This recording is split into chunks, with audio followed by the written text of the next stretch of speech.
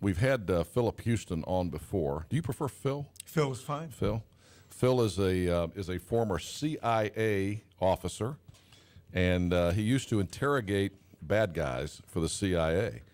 And he is here in the studio with us, along with my old friend Peter Romery, who is a Greenville attorney, who is now working for QVerity, the company that is, we'll tell you more about in just a moment. You're also teaching now at Campbell Law School, right? Yes, yes. How are you? Good to see you. Great, absolutely doing wonderful. How about you? I'm doing great. And you wrote in the book as well. I wrote about 80 pages of commentary trying to tie in the intelligence practice into business, law, and everyday life. And by the way, you could probably tell that Peter did not grow up in Aden. Peter Romery, who I love to hear talk, an old friend from here in Greenville. But where did you grow up? Where did you grow up? I grew up in Cornwall, in the southwest of England, and then have spent the last 23 years here in North Carolina. Last 21 of which have been here in Greenville. Yeah, and Phil, you're a East Carolina guy too, right? You went to ECU, and you're back and living in Greenville now. Yes, indeed, back home. Yeah, after how many years in the CIA? Just south of 25 years. Yeah. These guys have hit it again. They wrote a book, about 4 or 5 years ago, called Spy the Lie. Is that right? Mm-hmm. That became a New York Times best-selling book, and now the new book is Get the Truth. Former CIA officers teach you how to persuade anyone to tell all, and so that's what we're going to talk about. Now, I just said you've been on Megyn Kelly twice. I didn't mean to insult you. She's had you on 4 times.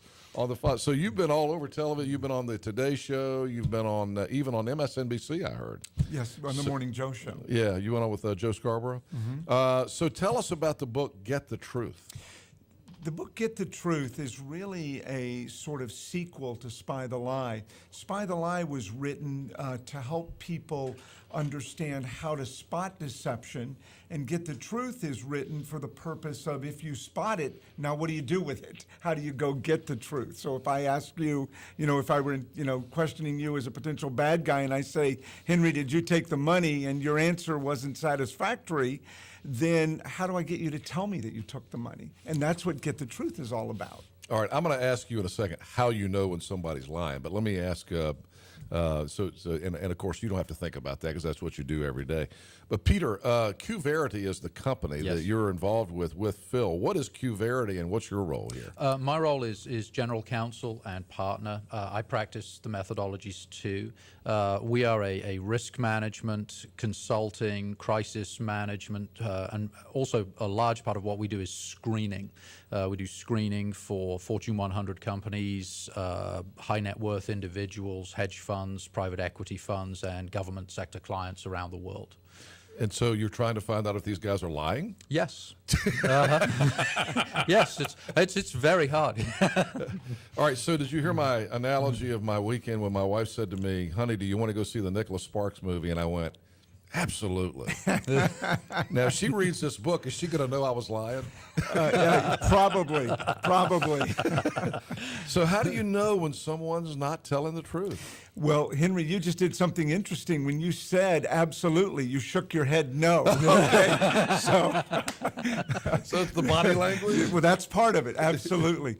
You can take all of the deceptive indicators and you can categorize them in different ways.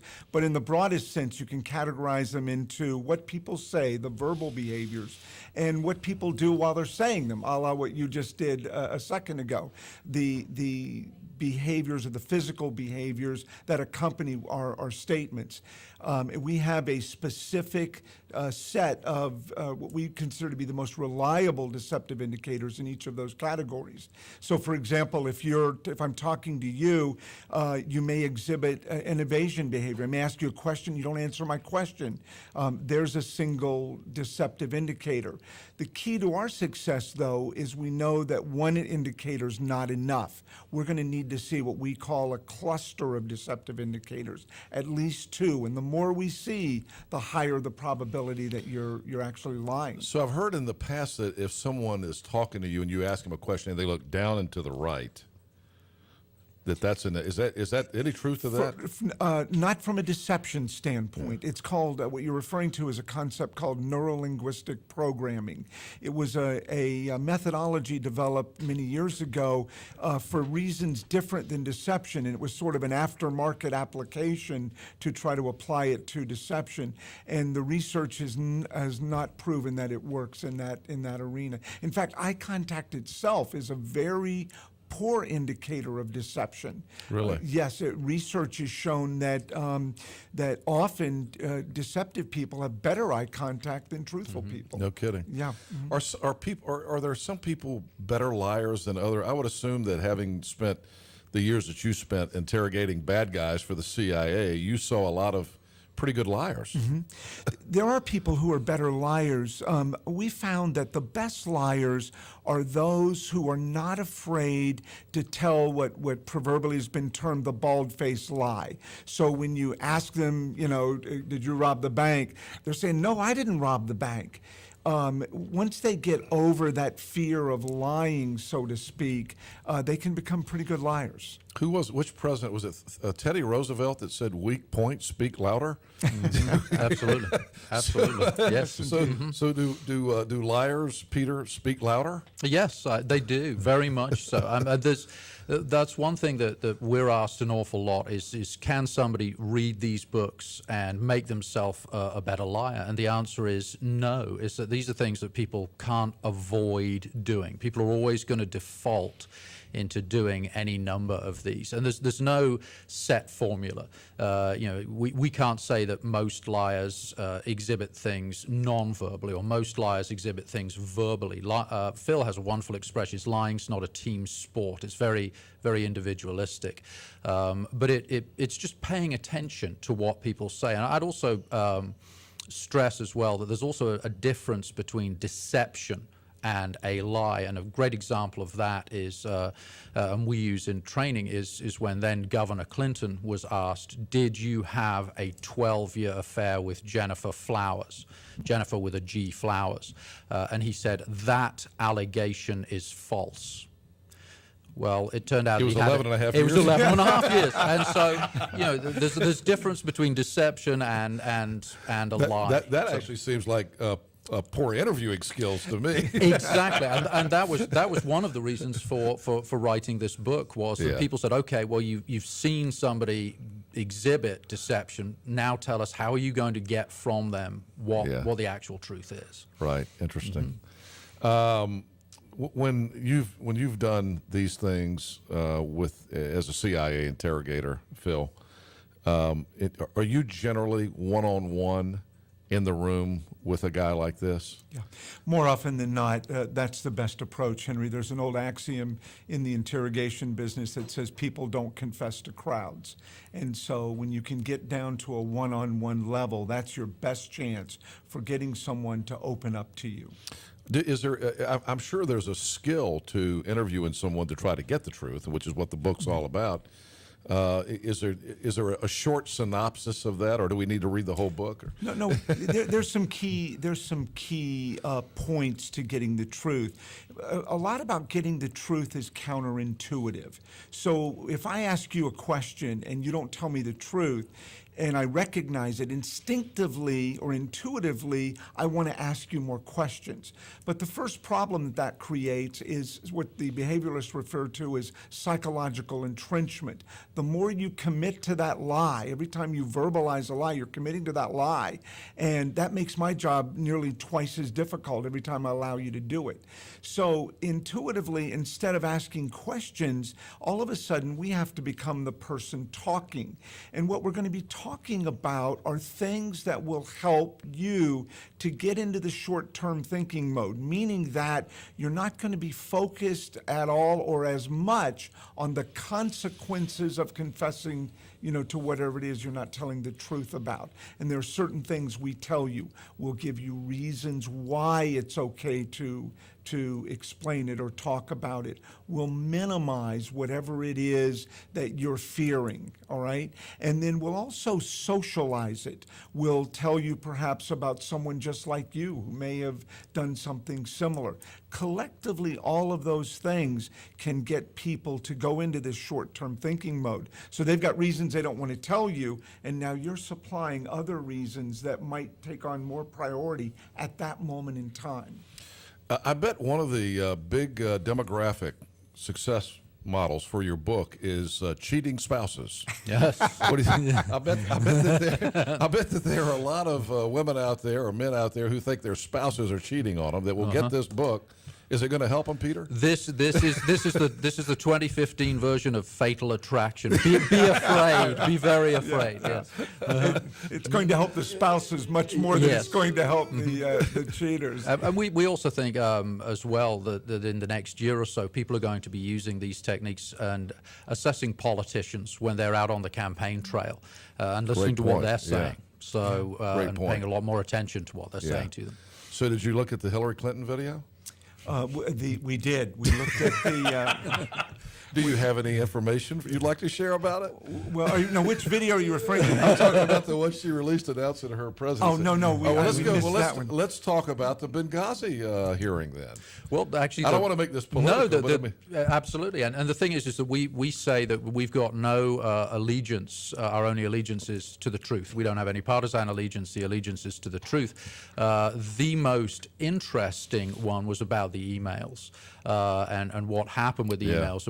And we put together for a client an analysis of her statements with regards to the email that she made to the press.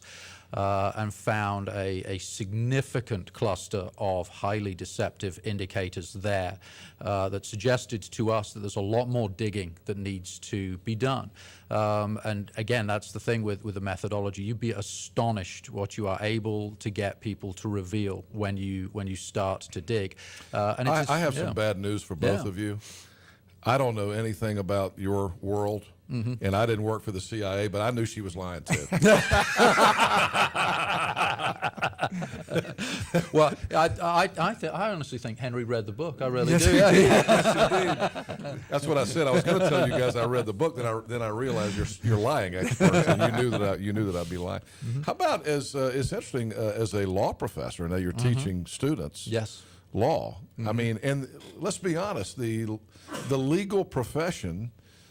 To be successful, you've got to be, in a lot of cases, you've got to be a pretty good person with deception. You have got to be able to step out of your personal role and your personal feelings, and you have to be able to advocate on behalf of a client. But what I'm teaching at Campbell Law School are these methodologies. And what we're trying to do is enhance ethics. So in client screening, when people are coming in, when direct examine or cross-examining a witness to look and see deception and be able to articulate what you've seen to a jury or to a judge. And so these are important things. We have a reputational problem. The legal profession has a reputational problem, and we are very, very ethics focused in Qverity. We will do assessment, we hand it off to the client. It is up to the client as to what they do with that assessment. But we want lawyers to be able to do the same thing, and that's what we're training them to do. We're told that they lack practical skills, that many times they miss things that they should have seen, and we're helping them with that to enhance their critical thinking. I think the last time you were on, we talked about some of these things, but how about some of the other famous liars that we've seen over the years? I think about the O.J. Simpson trial.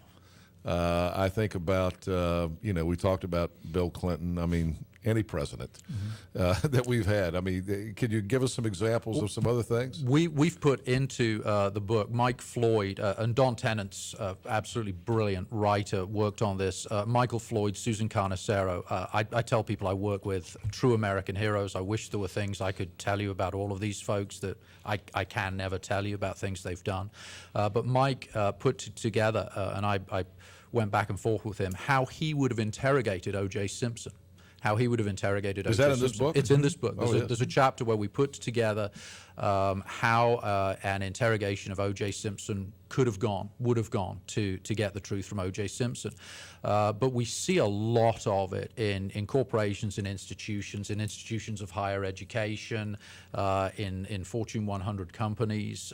We see a lot of people who are deceptive, and it's good for investors to know about that so they can know in advance. Again, we say if people had known in advance about Bernie Madoff, if they and all of the signs were there, we saw these Right, signs, yeah. and our clients got to know about these signs, about Enron, about a number of corporations, and they saw them in advance. They wouldn't have lost the money that they did. Trust but verify is a wonderful adage, but we like to go at things in just a very, very analytical way. Discover deception, screening and rescreening. You get somebody who applies for a job, they appear to be the absolute best thing since sliced bread, but you conduct a screening effectively, you may discover things about that person that tells you this person is going to be a lethal, what we would refer to as have lethal characteristics for a potential CEO. Depending on who you talk to, Phil, we've gotten some good information from some of the prisoners at Guantanamo Bay. In fact, it's interesting. Senator Burr was in here last week. He's chairman of the Senate Intelligence Committee now, and he was saying that we're still getting information from, which of course, you know, a lot of people want to let all those guys out of there, but we're still getting information from some of those guys. Have you ever been involved in any of that, or actually interrogating anyone involved in international terrorism like that? The only thing that I can say, Henry, you can't confirm or deny any involvement with a particular group or individuals. I have, interviewed and interrogated terrorists during my career. That was a neither confirm nor deny answer. Very exciting. Sounds like he's been working with a lawyer. Do you watch Homeland? I've seen it. I haven't watched it very often. I hear the CIA guys were happy to hear that, that this coming season that Kerry's getting thrown out of the CIA again. I'm a big Homeland fan, so and, it's all about the CIA, and it doesn't all it often doesn't depict the CIA as a very good thing. Right. So I'm sure that the CIA doesn't like that show very much. Well, they're very much as a Hollywood version of CIA, and then there's Yeah. the real agency. Right, And even some folks in the agency love to be, love the Hollywood side. Yeah, yeah. And we worked with them on this and on Spy the Lie, just to make sure that nothing that was classified was revealed in this book. That said, they So let us. you guys have worked with the TV show? No, we've worked with the agency I got to you, make with sure, CIA. and with NSA to make sure that everything that is in this book, we've gone as close to the line as they will allow us to go on both books. And Spy the Lie has actually been banned in a couple of countries who are not friendly to the USA. We expect exactly the same with Get the Truth. But I will say this is that everybody I've met who is either working for CIA or worked for CIA, I have found all of them to be truly incredibly honorable people, wonderful people who love this country. There are a lot of things that have been said about them in the press, on TV, that they're never going to be able to respond to.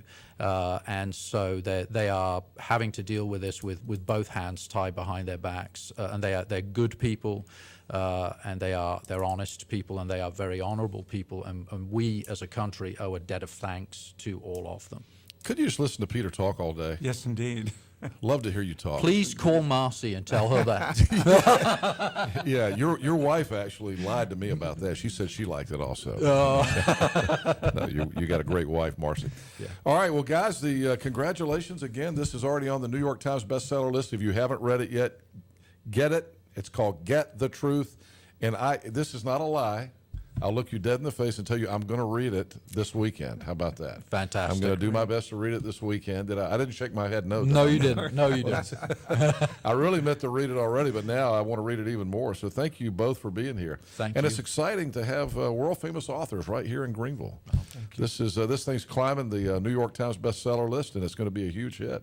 So thank you both for being here. Thank you very much, Thanks. Henry. Yeah. Thank you. Philip Houston and Peter Romery here live in the studio this morning. Get the book, Get the Truth.